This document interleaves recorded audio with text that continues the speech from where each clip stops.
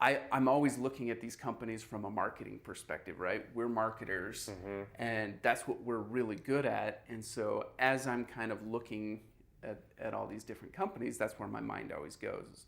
What type of marketing would I do in that situation? How would I approach this? We're all about turning a crappy situation into something positive. $250,000 of credit card debt. I still remember the day when no one turned up. Throw it in the garbage and start from scratch. I could give myself a chance, so I started something. I mean, I think that counts as from poop to gold. Welcome back, everyone. This is From Poop to Gold. I'm Daniel Harmon, Chief Creative Officer at Harmon Brothers. I'm Benton Crane, CEO at Harmon Brothers. This is a continuation of a little bit of a series that we're doing that isn't necessarily interviewing entrepreneurs and innovators and creators and those type of people, but this is actually where we're talking with ourselves. In this case, Benton and I are going over some of the insights that we've learned here at Harmon Brothers, some of the lessons that we've learned. A lot of you have actually asked for more of that type of content, and we're going to give it to you, and if you like it, we'll give you more. So, hopping right into it. Benton and I, as we mentioned in a previous episode, Benton and I have been getting into LinkedIn, and Benton posts some articles there. He posted a series of articles recently on Tesla. It was a series of 3 articles, and you're a bit of a car nut, right? A bit, yeah. So give some people some context on like where your love of cars comes from. Sure. So I think even before that, like it's important to give context that part of what makes Harmon Brothers is that we try so hard to be passionate about the work that we do. And so to that end, we're always trying to make sure that we're working on projects that mean so much to us, right? Yep. And so like you mentioned, I've been a car nut for a lot of years. I think it started when I was like 11 years old. I found a Motor Trend in the doctor's office and pulled out, the little postcard from the inside the magazine and filled out my name and address and everything on it, and I sent it in. And so Motor Trend magazines started showing up to our house. My parents were like, "Where are these coming from?" They had my name on them. So did you have to pay for it? Yeah. Okay. Yeah, I had a checking account and I had to write out a check and send that in. You might have been the one that turned me on to Motor Trend, because I subscribed to Motor Trend for a while. Not that young, but I did. It's a possibility. So Daniel and I are cousins. We grew up together. Yep. But I read every issue of Motor Trend magazine from front cover to back cover from the time I was 11 years old up until I think the time I was 19 years old. So there was like a full decade where I just absorbed those suckers. In fact, to this day, I still have all those magazines in a Rubbermaid tub. Oh my word. Yeah, And I got rid of them. You're more hardcore than I am. My wife, every time we move or every time we're reorganizing, she sees that bin. Can we get rid of this? And I'm like, no, those are my magazines. But anyways, so I got into working on cars. I bought and sold cars, and This is where we differed. You actually got your hands dirty and worked on cars, and I was like, no. Okay. I just loved everything about it, and I ended up studying it in college. So I got my associate's degree in automotive technology. I got into like competing in automotive repair. I went to And did really well, right? Yeah, I went to a state competition in Utah, and I won the state competition. They sent me out to Kansas City, Missouri for a national competition, and I got second place in the nation. And so I won like this. As a mechanic. Yeah, as a motorhead.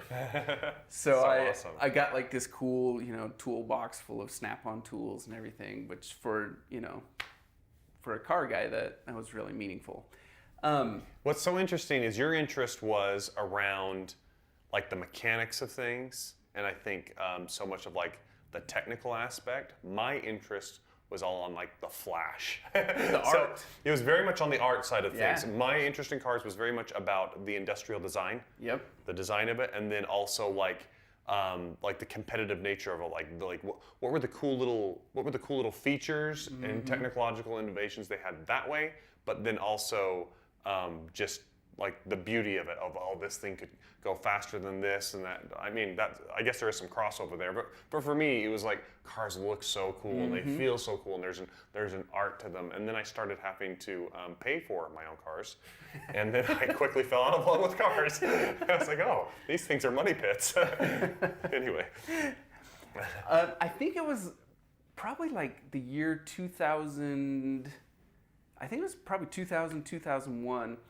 I wrote a paper for one of my classes where I was trying to dive into this debate of, is hydrogen fuel cell cars or battery electric cars going to be the future? And I had done my research and read into it and everything I could understand, and I made the prediction that hydrogen fuel cell would be the future. And history has proven that I was very wrong. It's turning out to be battery electric is a much, much better technology because, you know, the whole cell phone revolution and everything advanced batteries so far over the past 2 decades that now, you know, the ability for a battery to store electric is so much more efficient than storing energy in hydrogen and then converting it over to electricity. So, you know, going back 2 decades, I was already super fascinated about what the future held. You know, what comes after internal combustion engines, and what is the next technology that's going to, you know, push the automotive industry further. And so, naturally, I've been a big fan of pretty much all of the automakers who were doing something different, you know, starting even back with hybrids, you know, the Toyota Prius and the Honda Insight, and then... And you own a Prius. Yep, and then, which is kind of funny, it's not much of a car guy's car, but... From that perspective it is. Yeah, I mean, the tech behind it is really impressive tech, and then, of course, we're moving from hybrids into pure battery electrics, and so... brands like Tesla, Rivian, even others that haven't survived, like Aptera, I was really interested in, and I think they're making a comeback if I'm not mistaken. Oh wow! And so I just eat this stuff up, and because I'm so passionate about it, I'm always looking at these companies from a marketing perspective, right? We're marketers, and that's what we're really good at. And so as I'm kind of looking at all these different companies, that's where my mind always goes. What type of marketing would I do in that situation? How would I approach this? And so that's why I ended up writing that 3-part series about Tesla, because I kind of wanted to share the approach that we would take if we were to market for Tesla, which, let's be honest, that would be a dream, right? Yeah, that'd be awesome. That is one of our dream clients. So I kind of started out going down this road of first saying that, like, most people just don't realize how disruptive Tesla is. Most people see it as like, hey, they make these fast, sexy cars that are really cool. They're battery electric. They're good for the environment. But I don't get why they can make like 1/20th the number of cars that Ford can make, and yet they're worth more than Ford. Like, people are scratching their heads, and there's always like all these critics who are like, it just doesn't make sense, Tesla's overvalued and everything. Just a big bubble, all that.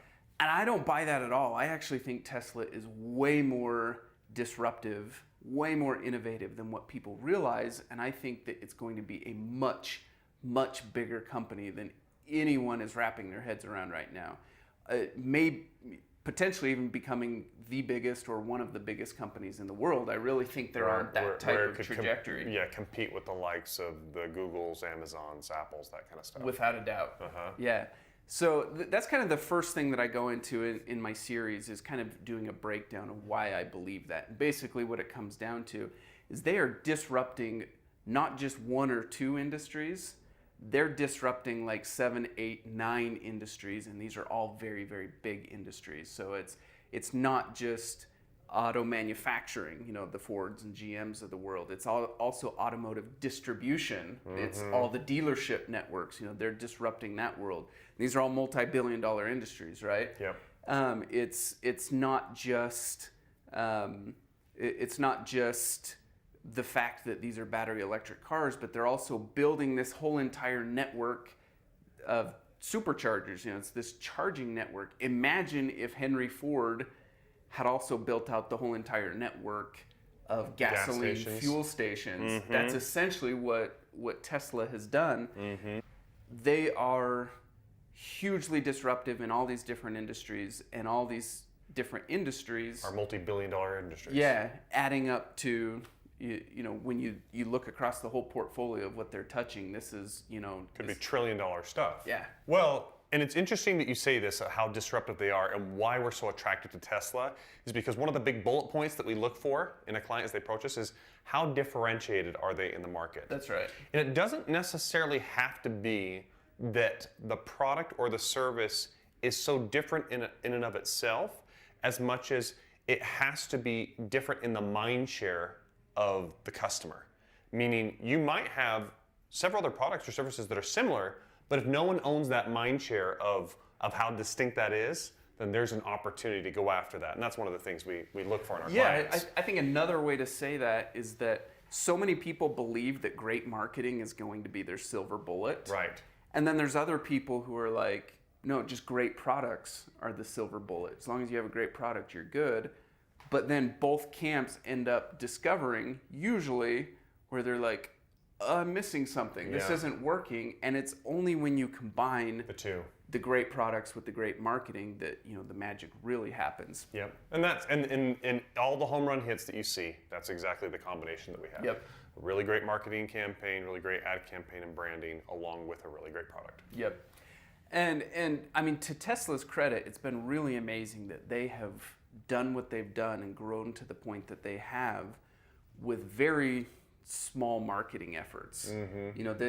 They're kind of an exception to that rule I just stated, where a great product can carry itself. In their case, it kind of has, because their product has been so awesome that it's caused so many people to write about it and talk about it, and all the testers who want to drive it and everything. It's really driven their marketing efforts. So I personally believe that they're right on the cusp of a big change for the company, and that's that their manufacturing capacity is reaching a point where they're going to be able to manufacture so many cars that they won't be able to sell them all without the help of marketing. That's right.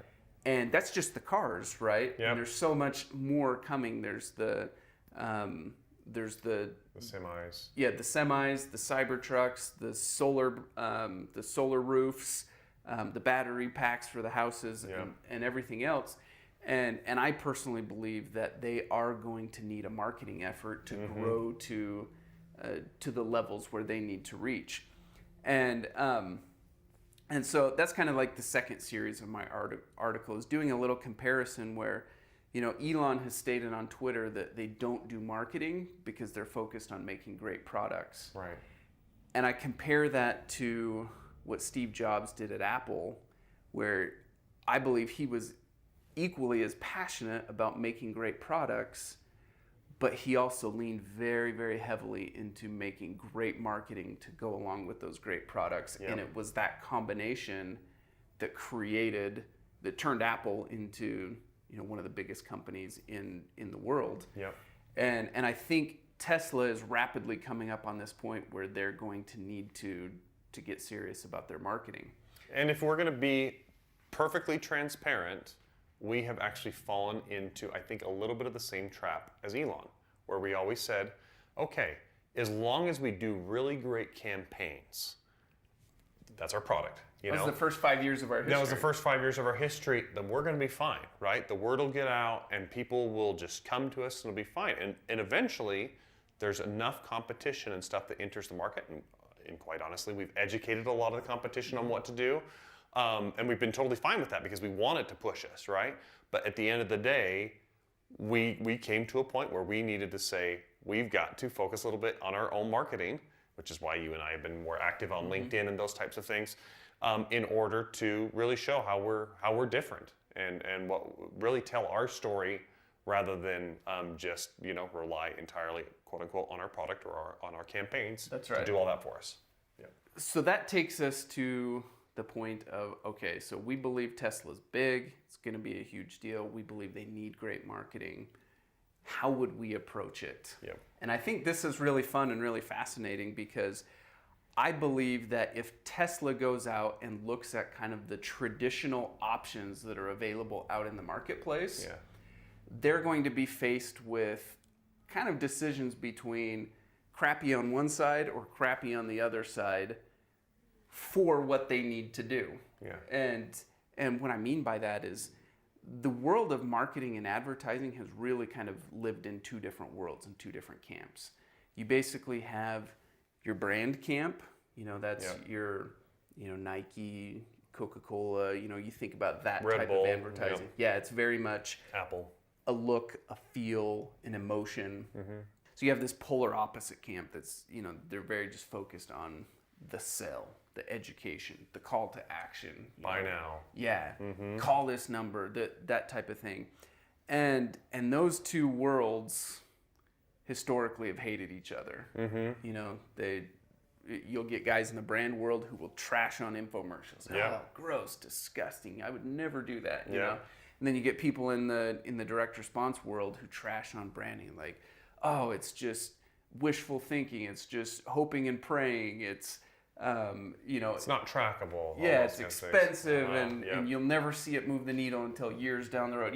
All these criticisms, and I think in the case of Tesla, you can take either one of those camps, and let's use an analogy. So in the direct response world, that would be the equivalent of Tesla hiring like your used car salesman who's like shouting, into the TV really loud and like, hurry and get on down here before the cars are gone, that type of thing.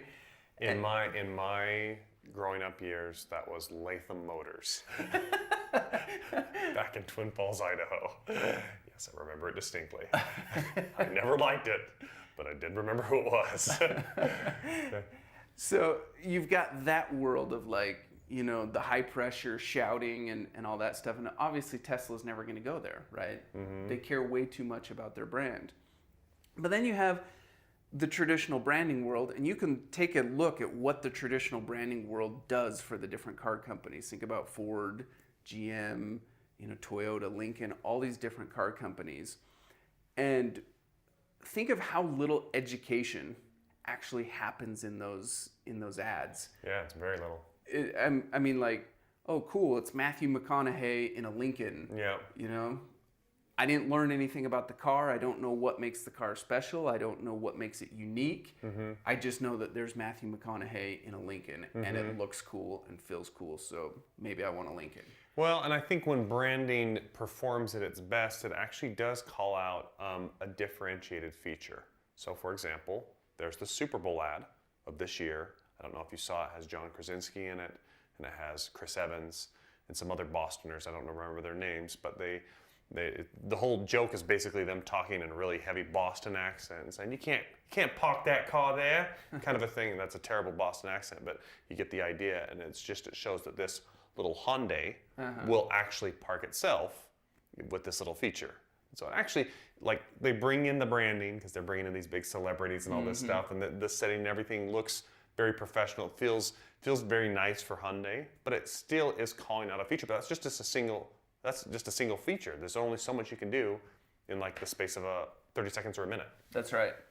And I personally believe that in Tesla's case, there is so much unique and so many stories to be told behind the scenes about what makes the product special, what makes it unique, what is the impact that it's having on the world, what is the impact that it's going to have on your daily commute, on your driving, on your carbon footprint, all of these different elements. There's so much education to be had. And I think if Tesla just goes the traditional branding route, they're going to miss this opportunity to be able to transmit so much of that education in mass.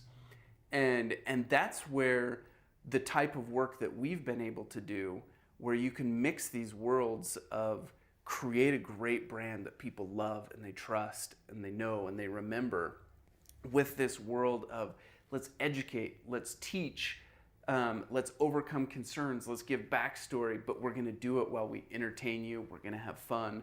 The branding is built in there.